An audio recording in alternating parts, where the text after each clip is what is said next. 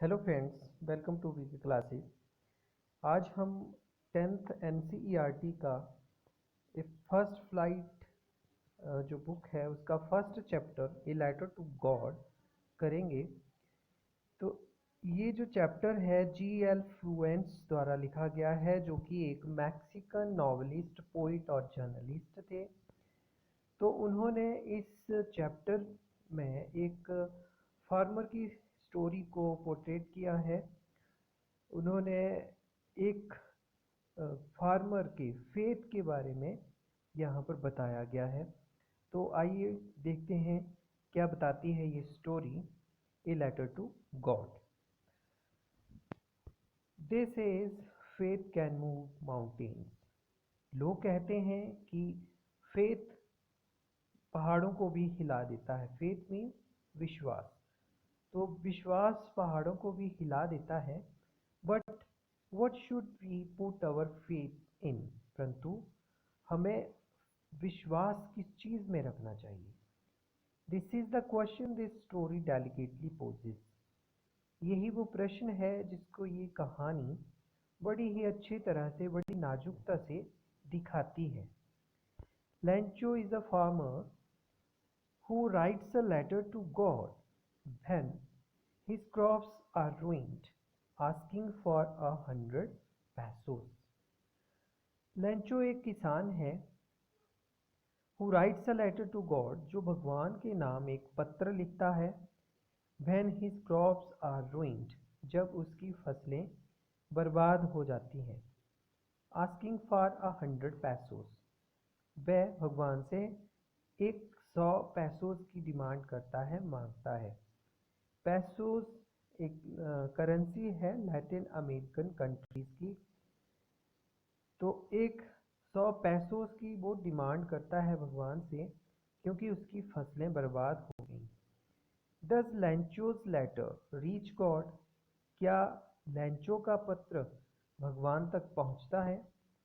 Does God send him the money? क्या भगवान उसको पैसे भेजते हैं? Think what your answer to these questions would be. सोचो कि आपका इन प्रश्नों के प्रति क्या उत्तर हो सकता है। आपका क्या उत्तर होगा इन प्रश्नों का?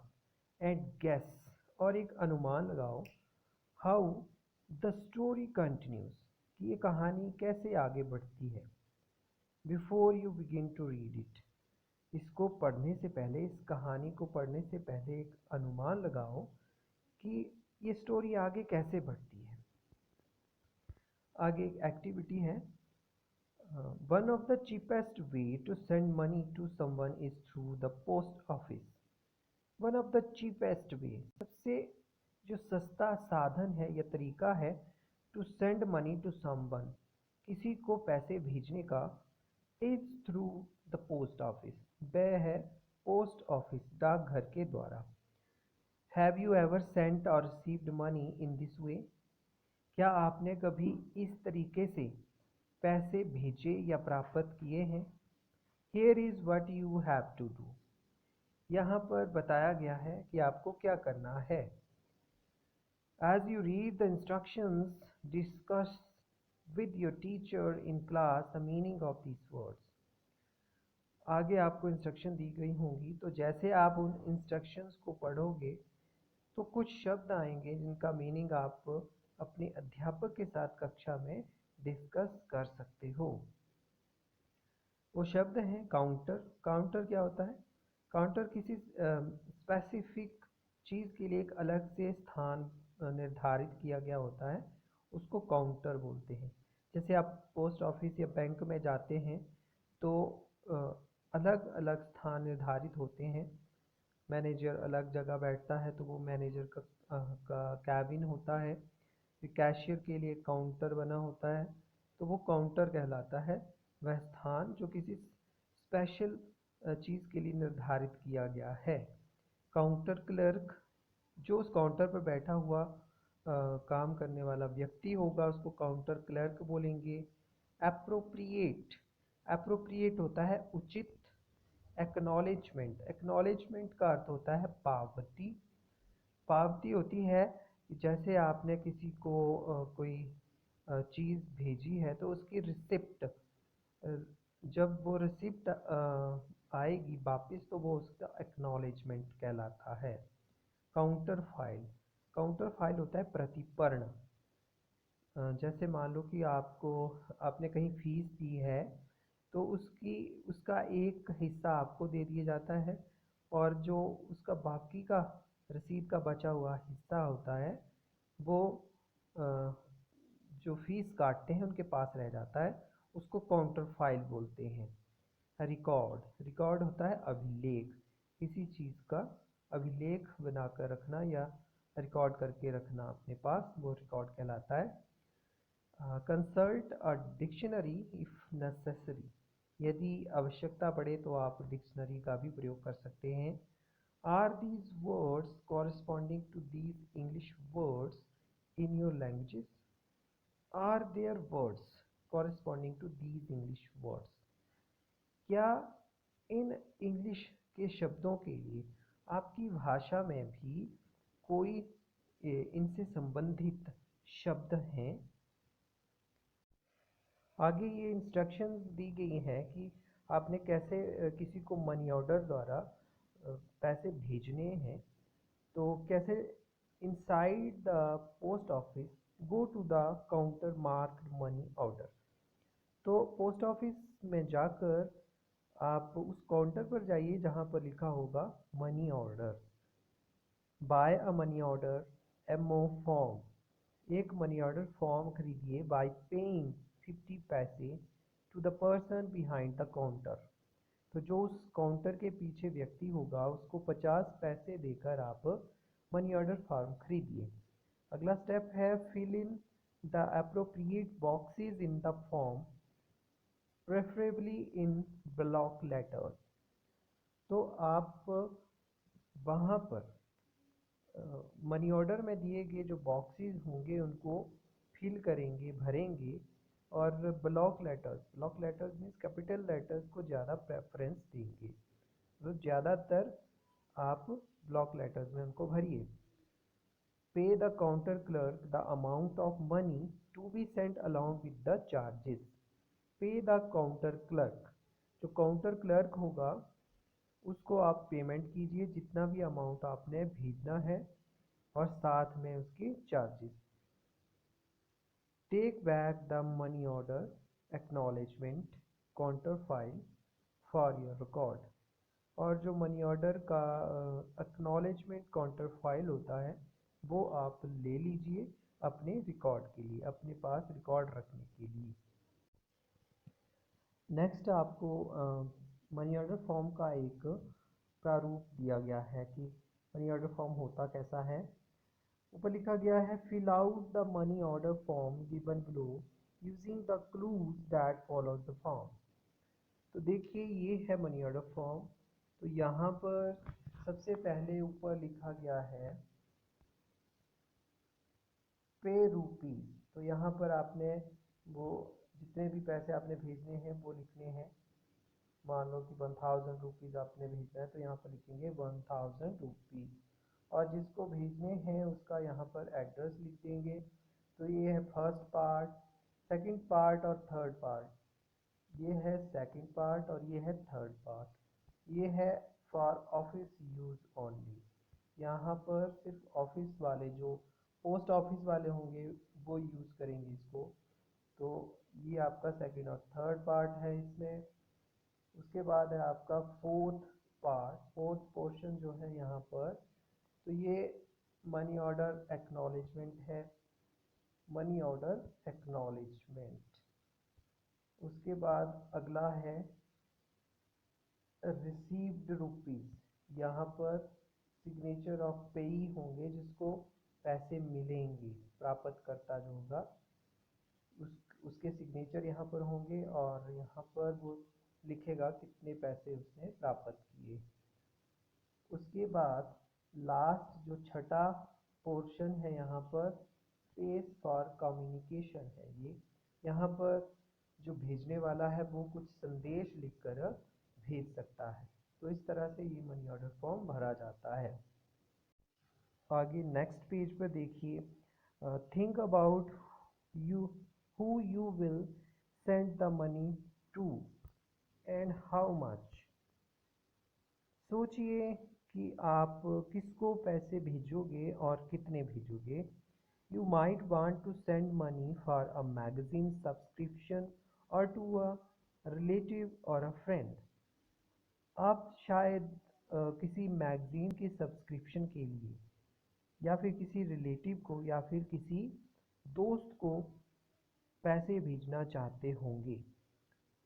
तो और you may fill out the form with yourself as sender and your partner as receiver। तो आप ऐसा जो फॉर्म आपको बताया गया मनी ऑर्डर फॉर्म, तो ऐसा फॉर्म भर सकते हैं जिसमें आप सेंडर होंगे और आपका पार्टनर आप रिसीवर होगा। रिसीवर मीन्स प्राप्तकर्ता। Use a part of your pocket money and submit the form at the nearest post office to see how it's done। use a part of your pocket money। आपकी जो pocket money जेब खर्ची होती है उसका एक part use कीजिए and submit the form, और उस फॉर्म को सबमिट कर दीजिए, जमा करवा दीजिए। कहाँ पर? At the nearest post office, जो आपके नज़दीक का डाकघर है वहाँ पर। टू सी, यह देखने के लिए, हाउ इट इज़ डन, कि ये कैसे किया जाता है। See how your partner enjoys getting money by post. देखिए कि इस तरह से पोस्ट, डाक के द्वारा पैसे प्राप्त करके आपका जो साथी है वो कितना आनंद लेता है। Notice that the form has 3 parts. ध्यान दीजिए कि उस फॉर्म में 3 हिस्से थे। The money order form, the part for office use and the acknowledgement. तो पहला जो हिस्सा था वो था मनी ऑर्डर फॉर्म, और दूसरा पार्ट जो था उसका, उसमें लिखा था for official use and the acknowledgement. तीसरा और लास्ट पार्ट है द एक्नॉलेजमेंट का। What would you right in the space for communication. Acknowledgement के नीचे स्पेस फॉर कम्युनिकेशन था, तो यहाँ पर आपसे पूछा गया है कि आप बताएं कि आप उसमें क्या लिखेंगे। उसमें कोई भी मैसेज लिखा जा सकता है, जैसे कि मैंने इतने रुपए भेजे हैं, जब आपको मिले तो आप मुझे बताएं, या कुछ भी संदेश, छोटा छोटा सा संदेश उसमें लिखा जा सकता है। Now complete the following statements. In addition to the sender, the form has to be signed by the dash। तो पहली स्टेटमेंट है कि सेंडर, जो भेजने वाला है, उसके अलावा, उसके अतिरिक्त, the form has to be signed by the postmaster. तो उसके अलावा भी फॉर्म पर किसी और के साइन होते हैं। किसके द्वारा साइन किया जाता है? वो पोस्ट मास्टर के। सेकेंड स्टेटमेंट है the acknowledgement section of the form is sent back by the post office to the dash after the dash signs it. तो इसमें 2 फिलअप्स हैं। तो पहले में आएगा सेंडर, लिखा है कि acknowledgement section of the form is sent back. Acknowledgement section जो है फॉर्म का, वो वापस भेजा जाता है bye the post office, post office के द्वारा, टू द, किसको? टू द सेंडर, सेंडर को, भेजने वाले को, after the dash signs it, after the पेई, पेई जो प्राप्त करता है, प्राप्तकर्ता के साइन होने के बाद एक्नॉलेजमेंट सेक्शन वाला हिस्सा जो है वो वापस सेंडर को भेजा जाता है। तभी उसे पता चलता है कि उसके द्वारा भेजे गए जो मनी है, पैसे हैं, उसके सेंडर तक पहुंच गए, उसके जो पेई है, प्राप्त करता है, उसके पास पहुंच गए हैं। Next is the third statement. The space for communication section is used for dash। जो space for communication section है वो किस लिए यूज़ किया जाता है? For sending message। तो वो मैसेज भेजने के लिए यूज़ किया जाता है। उसके बाद जो नेक्स्ट स्टेटमेंट है उसमें लिखा है द फॉर्म है 6 सेक्शंस, फॉर्म में 6 हिस्से हैं। The sender needs to fill out dash sections, sender को कितने हिस्से भरने होते हैं? 3 हिस्से भरने होते हैं। तो यहाँ आएगा 3 सेक्शंस। पहला जो है सबसे ऊपर वाला जिसमें पे रुपीज़ लिखा था, और टू किसको भेजना है वहाँ पे एड्रेस वो भरा जाएगा सेंडर के द्वारा। उसके बाद नीचे एक्नॉलेजमेंट है, एक्नॉलेजमेंट पोर्शन पर भी सेंडर्स नेम एंड एड्रेस भरा जाएगा। एंड थर्ड जो है वो है स्पेस फॉर कम्युनिकेशन। तो ये तीनों ही हिस्से जो हैं वो सेंडर के द्वारा भरे जाएंगे। एंड द रिसीवर, और रिसीवर कौन से पार्ट पर जहाँ पर वो साइन करता है, सिर्फ एक हिस्सा ऐसा है, पोर्शन ऐसा है जिसमें जो रिसीवर है उसके साइन होंगे। तो यहाँ पर आएगा 1 एंड द रिसीवर 1। ये थी एक्टिविटी जो आपको यहाँ पर दी गई थी। उसके बाद चलिए अब स्टोरी को शुरू करते हैं। The house, the only one in the entire valley, set on the crest of a low hill. तो उस घर के बारे में बताया जा रहा है। ये घर है लेंचो नाम के एक किसान का, कि ये घर कहाँ पर स्थित है। द हाउस, ये जो घर है, the house, the only one in the entire valley, जो कि पूरी घाटी में अकेला है, ओनली वन है। Set on the crest of a low hill, ये सेट सीट से बना सेट, बैठा हुआ है। यहाँ पर बैठा हुआ नहीं आएगा, यहाँ आएगा स्थित है, कि ये घर स्थित है on the crest of a low hill. Crest होता है टॉप ऑफ अ हिल, तो एक छोटी सी लो हिल, छोटी सी पहाड़ी की चोटी पर ये घर बना हुआ है। फ्रॉम दिस हाइट, इस ऊंचाई से, one could see the river and the field of ripe corn dotted with the flowers that always promised a good harvest। पहाड़ी की इस ऊंचाई से वन कुड सी, कोई भी देख सकता था, क्या देख सकता था? द रिवर, नदी को, and the field of ripe corn, और पके हुए मक्के के खेत को, डॉटेड विद द फ्लावर, जो कि फूलों के साथ, जो मक्का होता है, मक्के के ऊपर फूल निकला होता है, तो मक्के के उस फूल को देख सकता था, जो कि डॉटेड सा लगता था, जैसे किसी पेज पर डॉट डॉट लगाए गए हों, वैसे ही उस पूरे खेत में वो फूल ऐसे दिखाई देते थे जैसे मानो किसी पेज पर डॉट डॉट लगे हों। तो वो डॉटेड मीन्स पूरा भरा हुआ खेत था उस मक्के के साथ, उस मक्के के फूलों के साथ। And always promised a good harvest, और वो हमेशा एक अच्छी फसल का वादा करता था वो खेत, अर्थात कि उस खेत में बहुत अच्छी फसल हो रखी थी। The only thing the earth needed was a downpour, और at least the shower. The only thing, एक केवल एकमात्र चीज़, द अर्थ नीडेड, जो कि भूमि को चाहिए थी, वाज अ डाउनपोर, वो थी एक भारी बारिश। डाउनपोर होता है भारी बारिश, हैवी रेन। और एटलीस्ट अ शार, या फिर कम से कम एक छोटी सी बौछार। Through out the morning, Lencho, who knew his field intimately, had done nothing else but see the sky towards the northeast. Throughout the morning, throughout means लगातार, the morning पूरी सुबह से लगातार, Lencho, Lencho who knew his fields intimately, जो कि अपने खेतों को बड़ी ही इंटीमेटली, बड़ी ही करीब से, बड़ी घनिष्ठता से, नज़दीक से जानता था। हैज़ डन नथिंग, उसने कुछ नहीं किया था। Else but see the sky towards the north east, वह केवल नॉर्थ ईस्ट की तरफ के जो स्काई है उसको, आसमान की तरफ को, जो नॉर्थ ईस्ट है डायरेक्शन, उत्तर पूर्व की दिशा की तरफ वो लगातार सुबह से देख रहा था। वह सुबह से लगातार आसमान को उत्तर पूर्व की दिशा में देखे जा रहा था।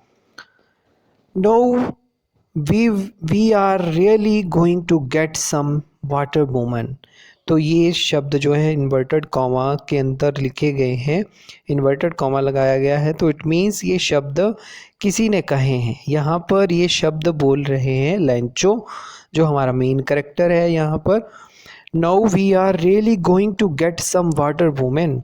तो वह अपनी पत्नी से कहता है अब सच में ही हमें पानी मिलने वाला है। Now we are really going to get some water women. The woman who was preparing supper, supper होता है dinner, replied yes God willing. और वह स्त्री जो कि सपर डिनर प्रिपेयर कर रही थी, खाना तैयार कर रही थी रात का, रिप्लाइड उसने उत्तर दिया यस हाँ, गुड गॉड विलिंग, भगवान की इच्छा है। The older boys were working in the field. बड़े लड़के जो थे वो खेतों में काम कर रहे थे। while the smaller ones were playing near the house until the woman called to them all। जो छोटे लड़के थे वो घर के नज़दीक ही खेल रहे थे until जब तक कि woman called to them all, उस स्त्री ने उन सब को नहीं बुलाया। कम फॉर डिनर, खाने के लिए आओ। डिनर रात के खाने के लिए आओ, तो वो औरत जो है वो सबको खाने के लिए बुलाती है। It was during the meal that just as Lencho has predicted.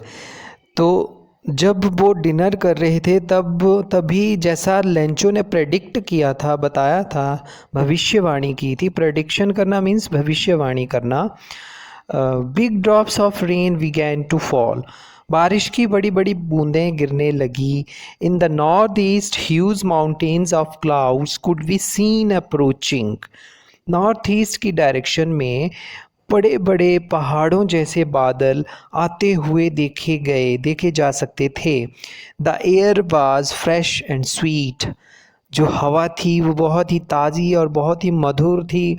The man bent out for no other reason than to have the pleasure of feeling the rain on his body। तो वह व्यक्ति Lencho बाहर गया बारिश में, वह अपने शरीर पर उस बारिश का अनुभव लेने का मज़ा लेना चाहता था, तो उसके लिए, उस प्लेजर के लिए वो बारिश में गया। एंड व्हेन ही रिटर्न, और जब वह वापस आया, ही एक्सक्लेम्ड, तो वह बोला these are not raindrops falling from the sky, कि ये बारिश की बूंदें नहीं हैं जो कि आसमान से गिर रही हैं।